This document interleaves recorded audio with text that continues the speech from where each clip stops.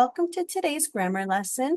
Today we are talking about the present progressive or present continuous tense in detail. Now you might have already seen an overview of all of these tenses that was posted last week, but this week we're just going to focus on this one tense and we're going to look at all the different ways that we use it, the structure, and things like that. So let's look into it. So first, we're going to talk about what is the present progressive tense. The present progressive tense is used to describe a continuous, in progress, or ongoing action that is happening presently. And by presently, we mean that it's happening right now in the moment of speaking. The structure of this, first we have our subject, then we have our auxiliary verb be, then we have the main verb, and we're going to add ing on this main verb. And this ing is what shows that the action is continuous or progressive. Finally, at the end, we have the object of the sentence. So in the progressive or continuous tense, we have auxiliary verbs be, but they don't look like this. They will take different forms. So you're more commonly going to see the forms am, is, and are. Those are the ones that we use in the present progressive.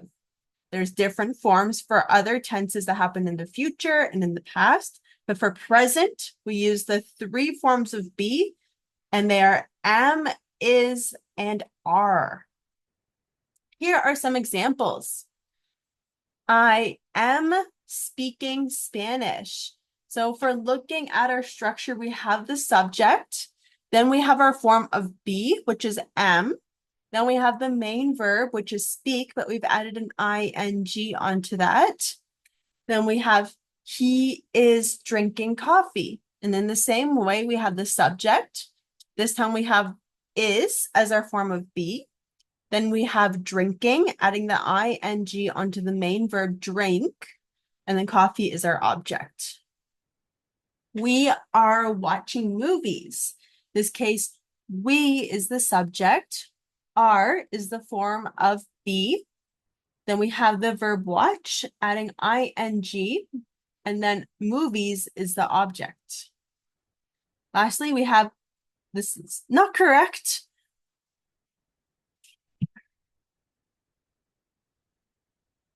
She is playing the guitar.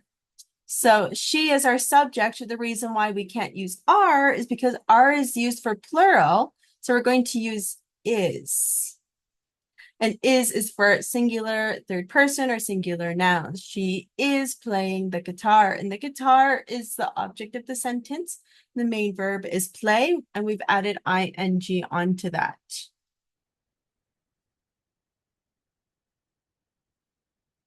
Now, let's look a little bit more into the structure about when do we know how to use the different forms of be. So in the progressive tense, the form of be is going to tell us a lot about when the continuous main action is happening. So the ing shows us that it's continuous, but the form of be shows us that it's in the present. And so together they form the present continuous. So again, we're going to break it down.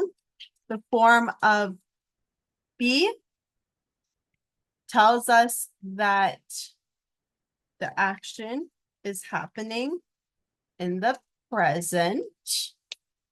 And then the ing on the main verb tells us that the action is progressive or continuous. And like we said before in the overview video, that we call it present progressive or present continuous. These two things are the exact same thing. There's no difference between progressive or continuous. It just depends on the teacher and what they want to say. So if we're going to use the form of be am, we're only going to use it with the subject I. So here on this side is all of the subjects. So if we have subject I, then the form of be is going to be am. the subject is he, she, it, or a singular noun, then the form of be is going to be is. If the subject is you, they, we, or a plural noun, then the form of be is are. So for example, you will always say I am. You will always say he, she, it, or the boy as a singular noun, for example, is. And here you will always say you, or they, or we, or the boys. And we're going to make that plural are. So that's how we're going to break it down and decide what form of be do we use. You just look to the subject and decide what best fits based on the subject. If it's singular, singular third person, it's going to be is. Plural, are. I am.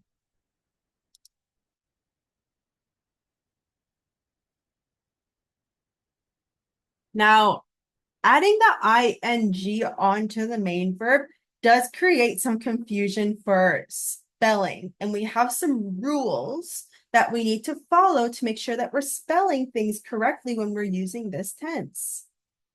So when we're adding ing onto a verb, we might need to add a double consonant sometimes before the ing. And there are certain rules that impact this spelling and when do we need to add a double consonant. So you must add a double consonant when the verb ends in a consonant and there is a vowel right before that consonant.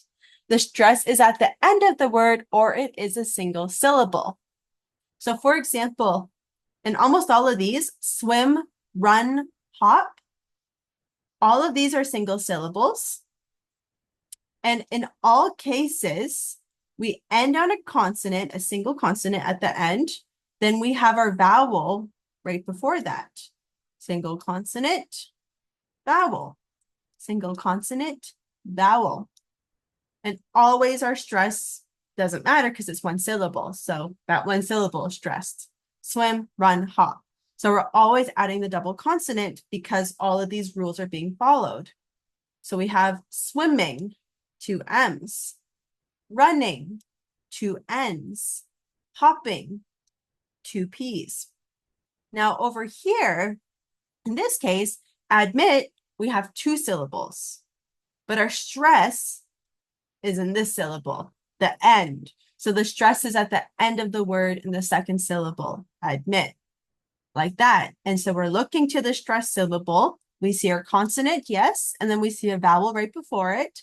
So what does that mean? It means that we're adding our double consonant before ing here. Admitting.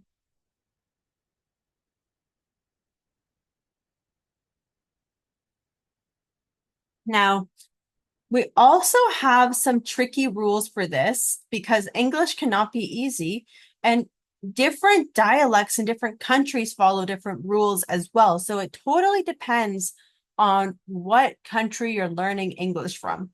So different types of English follow different spelling rules for some words with multiple syllables, and this is specifically for words that end in EL. So this one, for whatever reason, creates a lot of confusion because different countries will follow this different spelling rules. So American English doesn't like to add the double consonant when there's an ing on multiple syllable words that end in EL. So the words canceling, traveling, modeling, labeling will always have that singular L in there for American English.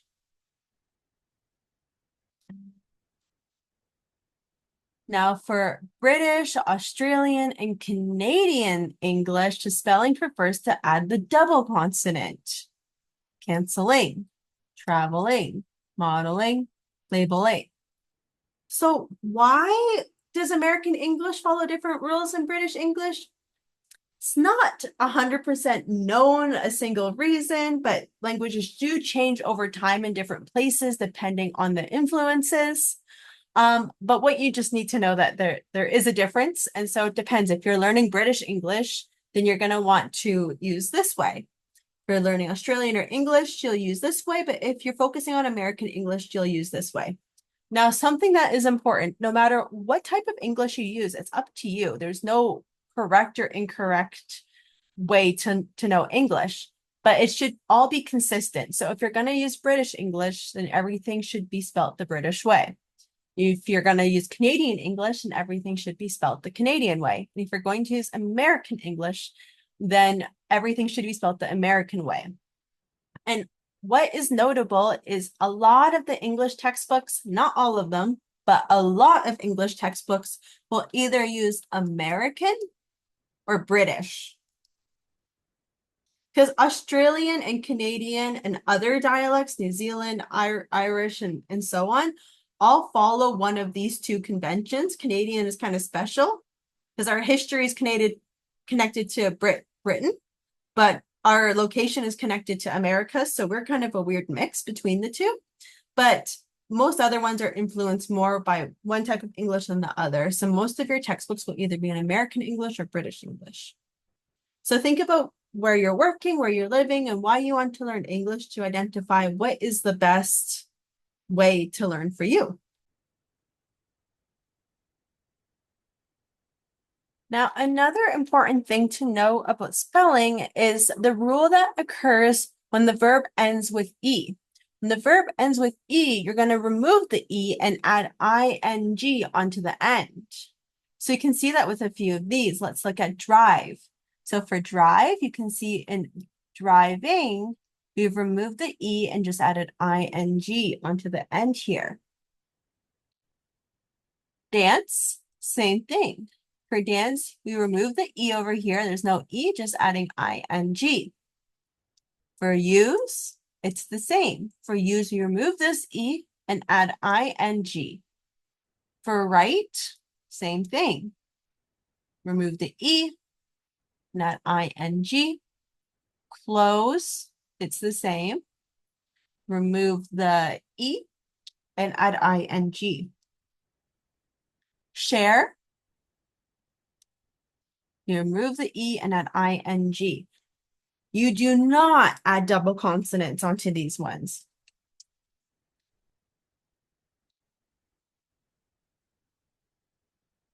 Okay, why? Because it changes the way that the word is pronounced. The E at the end of this word, when you have a consonant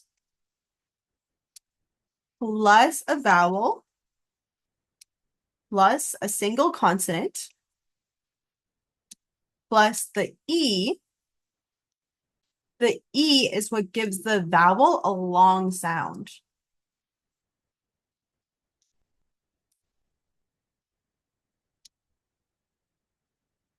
Now, this is also true if it's not E, but if it's another vowel like I, for example. So it'll give the vowel here a long sound. For example, if we have this word, we have the vowel with a short sound, kit, kit. But if we add the E, you say kite, kite. So this E is what's giving the I sound, which is considered the long sound.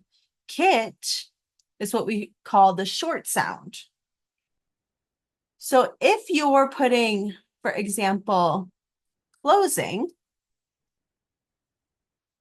this I is making sure that the O is creating a long sound.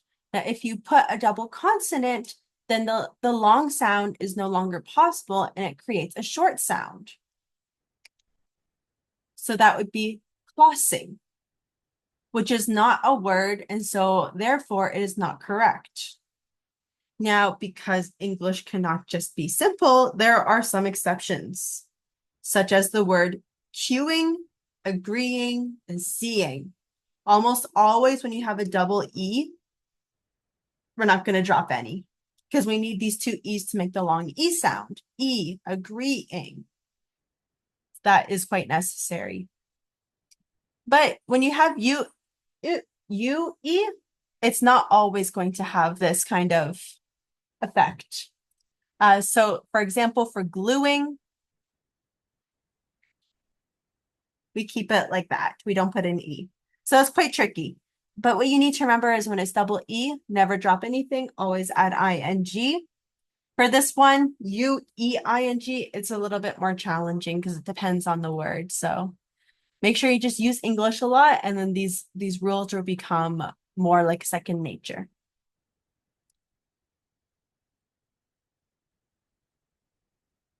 Now let's look at another structure for the present progressive. We have subject, plus we have the form of be, which we've talked about is either going to be is, am, or are. Then we have our main verb, which is being in this case. And then after that, we'll have an adjective, which is a describing word. So using this adjective is quite tricky because we can only use an adjective that is a temporary state in this tense. If we're going to talk about a permanent state, one that will not change, we usually use that for the simple present tense. So here's some examples of adjectives that we use in temporary states: generous, silly, difficult, polite, playful. Now, the state of being happy can change, and it can change relatively quickly. So this is considered more of a, or this is something that is considered a permanent state. Somebody's a generally happy person. So this one will not work, but being playful, polite, difficult, these are all temporary ones that cannot change easily. So that is why it's correct to say they are being playful following this form, but it's not correct to say she is being happy following this form. That's not correct. So here are some adjectives that are temporary versus permanent states. So temporary states are conditions that are likely to change. So for example, kind, brave, helpful, smart, patient, and honest are the examples that you can use in temporary states. On the other hand, in permanent states, these are conditions that are unlikely to change. So tired, hungry, angry, excited, cold, bored. So for permanent states, you're more likely to use a simple present. And for temporary, you're more likely to use the present progressive. So for this one, permanent states, if you are tired for only a short time, you can say, if you're not usually a tired person, it's only a short time, you can say, I'm being tired, or I'm being lazy and I don't want to do anything right now. It's more common to say I'm being lazy than I'm being tired. Or you can say if it's a common feeling that you have every day, it's repeated, this is part of who you are, it's just a tired person, just say, I'm tired. You feel like it's not going to change. Say, I'm angry, or I'm excited, or I'm cold, because these are longer things, longer, more permanent states.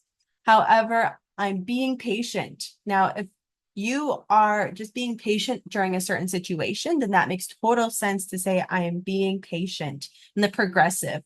If this is part of your personality and you're always patient no matter what, it's permanent, then you're going to use the simple, I'm patient. So let me write that example down here.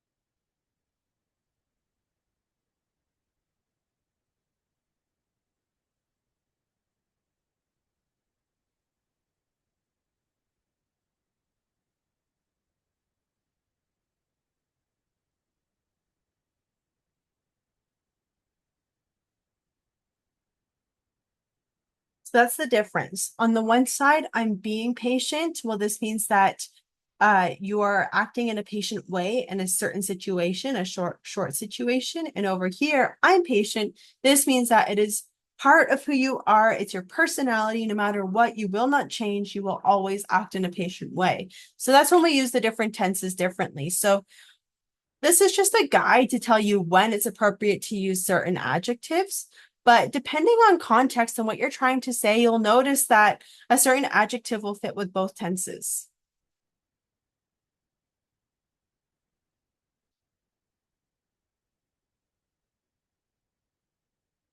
Now, here's another structure. For the progressive tense, we can follow this structure as well. Subject plus the form of be plus verb ing plus to be plus a noun. Now, the subject can be anything, but the subject in the present tense does affect the form of be, like we've talked about. So we're either going to use am, are, or is. The verb ing, this one, only certain verbs will work for this one, but that completely depends on the context, the situation that you're talking about. And then you'll always have to be, you'll never change this form, and then a noun. And this noun is going to be used to talk about a certain profession or job. So for example, you can say, I am studying to be a teacher. He is trying to be an actor, or we are training to be astronauts. And of course, these verbs make sense in the context. So a little bit more information about when we use the simple present versus when we use the present progressive. Simple present tense is all about habitual actions, permanent situations, general truths like natural laws. Natural laws are like freezing temperature is 0 degrees Celsius, water boils at 100 degrees, things like that. Scheduled events and facts. For present progressive tense, it's for actions that are happening in the process, like right now, or temporary situations, or future situations, or changing, developing actions. So we're going to look a little bit more into these examples and these situations and what these tenses look like in each situation. Starting with maybe the most confusing. There's either actions that are happening now or actions that are arranged for the future. And you might think, okay, well, if it's future, then why don't we just use the future progressive tense?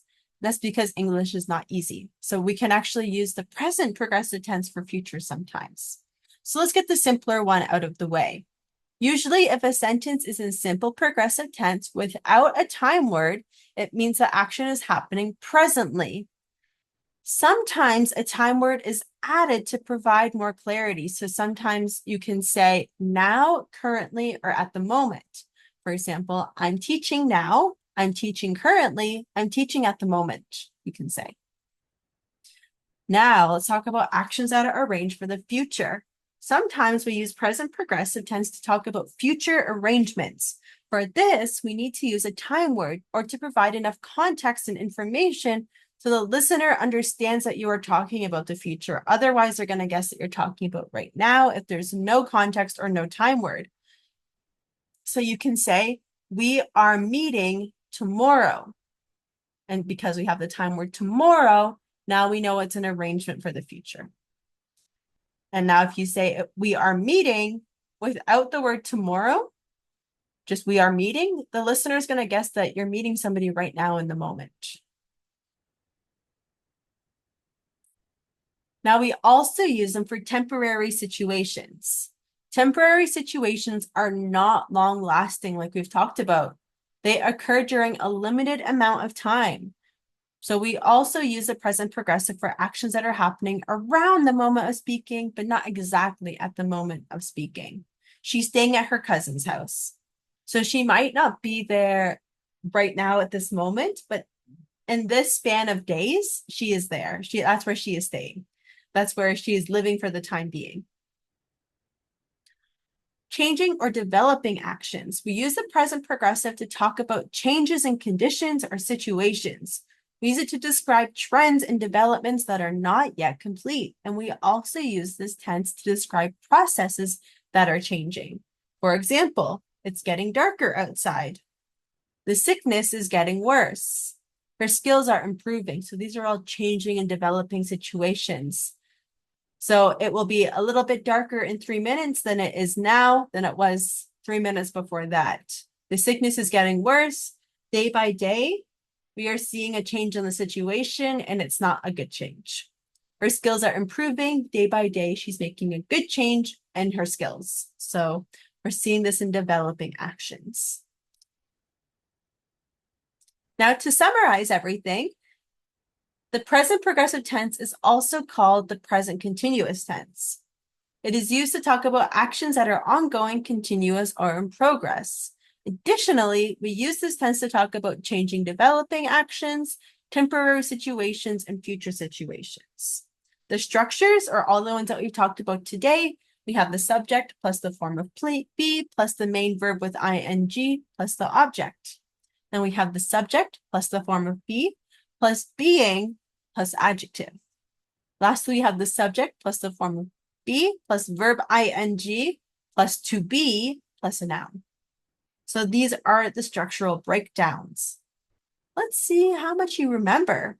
Fill in the blanks with the correct verb form. So here's the first example.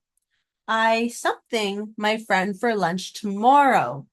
So the word meet is there. So that's the verb we're changing. I meet my friend for lunch tomorrow.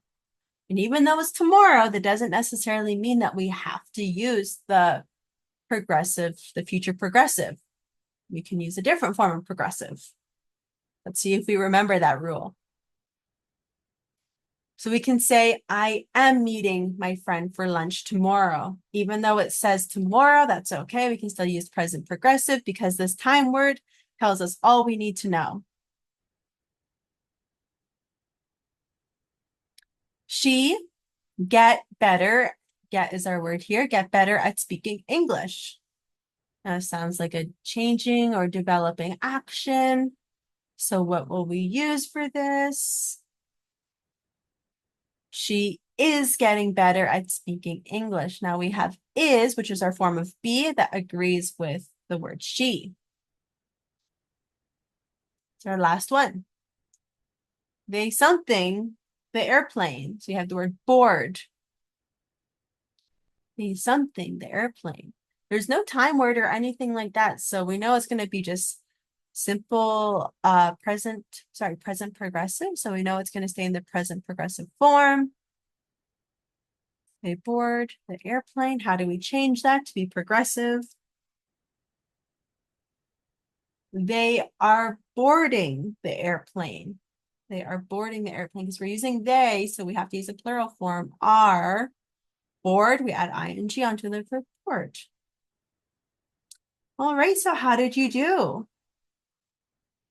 Hopefully you know a little bit better about how to use the present progressive now. Thank you so much for watching. Please like and subscribe if you found this helpful, and I'll see you next time.